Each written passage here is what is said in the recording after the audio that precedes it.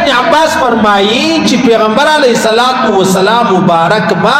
یو دعا ډیره کوله، خاص د غم په حال کې، د مصیبت په حال کې، د مشقت په حال کې، د یو ډیر لوی ستړي سره چې به مخامخ وو جناب نبی کریم مبارک صلی الله علیه وسلم دا دعا به کوله: والله اله الا الله العظیم الحلیم لا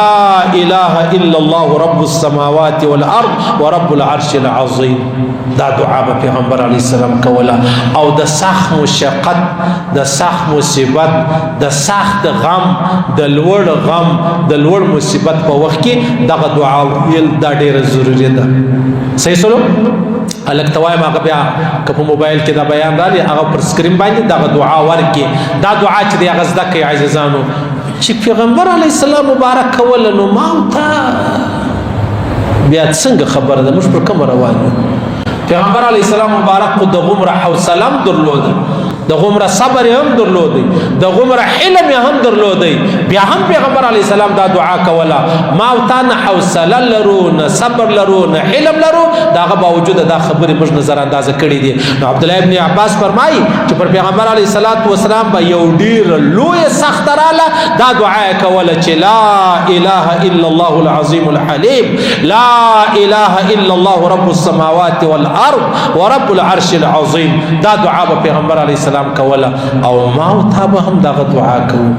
الله دې هر مسلمان له هر مصیبت وساتي، الله دې هر مسلمان له هر مشقت وساتي، الله دې هر مسلمان له هر غم وساتي. او که بیا غم مشکل رالی دغه دعا جناب نبی کریم مبارک صلی الله علیه وسلم فرمایلی ده یا کړی ده نو ما او تا به هم دغه شي کوو، ما او تا به هم دغه شي کوو چې دغه دعا به د خپل ځان دپاره وایو ان شاء الله العزیز. الله پاک په زما او ستا دعا چې ده هغه ردوي نه. و پیغمبر علیه الصلاۃ والسلام مبارک مونو پریشانی براتللی، غمونه براتلل، ډېر غمونه براتلل. پر پیغمبر علیه السلام چې کم غمونه راغلي دي عزیزانو ما او تا د هغه غمو تصور نشو کولی. یعنی د پیغمبر علیه الصلاۃ والسلام دوی بچانی دا دوو الکانو ته چې د پیغمبر علیه السلام مبارک د اکا زامنو ورکړي وي نو کوزده سوي او ودونه نو سوي. بیا پیغمبر علیه السلام به دعوت ورکوي د دین د اسلام د الله د وحدانیت د خپل رسالت او ختم نبوت. یعنی دا د اکا زامن یو ورځ را ولاړ شو د پلار په مشوره ورته ویل ورسه دا خسر لره ورسه ورته ووایه چې دا کوم لور دې راکړې ده دا پر ما په هغه وخت کې چې هر څو طلاقونه وو پر ما طلاق ده. دا یو ورور راغی بیا دا بل ورور راغی پیغمبر علیه السلام مبارک ته ویلې ول دا ستا چې کوم لور زما په نکاح ده زما د خوا در خلاصه ده ته پوهېږې لور دې پوهېږې. حتی د پیغمبر علیه الصلاۃ والسلام ګریوان یې ونیوی او پیغمبر علیه الصلاۃ والسلام بټن مبارک یې هم وروچلوی. او بیا بل داسې هم چې راغلی پیغمبر علیه السلام ته ویلې دا ستا لور په دونه طلاقو در طلاقه ده او پر پیغمبر علیه الصلاۃ والسلام العیاذ بالله نعوذ بالله د دا خپل مردار خپل لاړې لا هم تکړلې. پوسوي دومره مصیبتونه پیغمبر علیه السلام مبارک لیدلي وو، دومره غمونه، دومره مشکلات او هغه هم د اکا زامن. دا تربورګلوي نه ده عزیزانو، تربورګلوي ډېر بد شی دی. دا که په عربو کې که په عجمو کې. یعنی جناب نبی کریم مبارک صلی الله علیه وسلم چې مکه پرې ښووله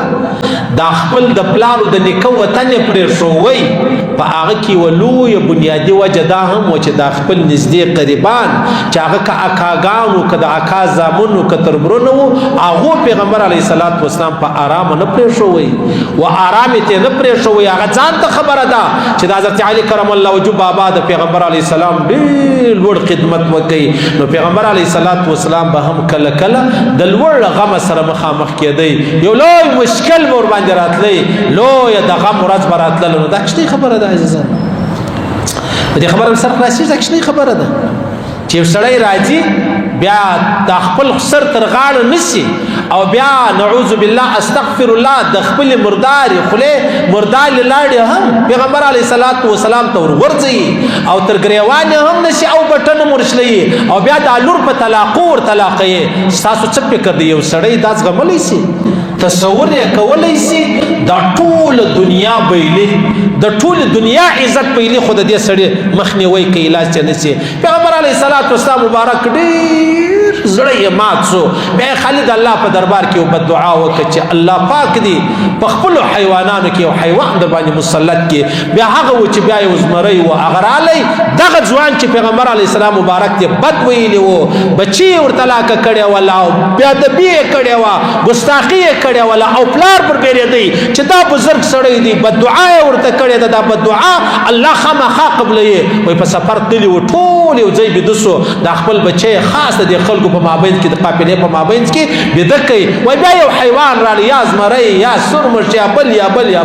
هغه رالی داخله بویول و هغه ځوان ته ځان ورسوي چې کوم ځوان بیا د بیکړې و د پیغمبر سم دا کازوي پر هغه ځای سر ور پرې کوي نو قاضي احمد الله جان صاحب رحمه الله به فرمایلی نو ول نو خواړی چې خالی سر ور پرې کوي ویل ول هغه حیوان د پارم دا شی مردار نه خواړی خالی هغه د الله امر پر کوي